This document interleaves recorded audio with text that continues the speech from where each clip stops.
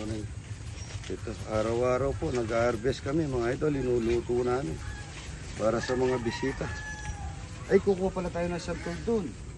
Yung ano, kasi kumuha tayo ng bayabas. Pinakain lahat yung bayabas ni Inusan, tsaka mga ano natin. Punta pa tayo ron eh. Pero padadala ko na kay tita to para ano niya na, magawa na niya.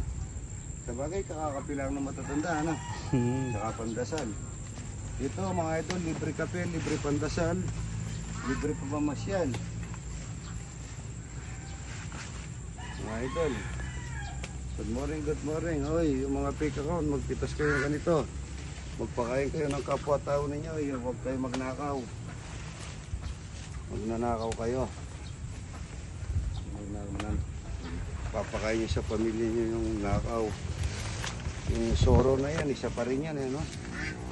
Ayaw akong puntaan para ano. Yan, pagka talagang may oras na ako pupunta ng India yan. At saka ano, pag nahuli kayo, bahala kayo. Lagi ko sinasabi na hintuin nyo na yung ganyan. Hindi maganda. Good morning, as sabi niya ito. Ipitas kami ng santol, magsisigang ako ng mangga na bangus. Papunta po pala kami ng ano, Batangas next week at saka Tagaytay. Pagkatapos nun, papunta kami ng ano, Davao. Kay papasyalan namin si Mayor Duterte. Good morning, idol na idol ko yan. Akala ko yung 1 million na pera na fake pala ay joke lang pala yun, nakala ko totoo. 1 billion naka-picture si former President Duterte. Ito po, talong. Nagtotorta ako ng talong. Gusto ko, tsaka po ano, talong at tsaka gatas ng kalabaw, tsaka tuyo.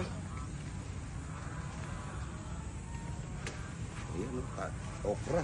Uy, mga fake account, magtanim kayong okra. Tignan nyo, marumani kayo. Huwag nyo papakain sa pamilya nyo yung nakaw.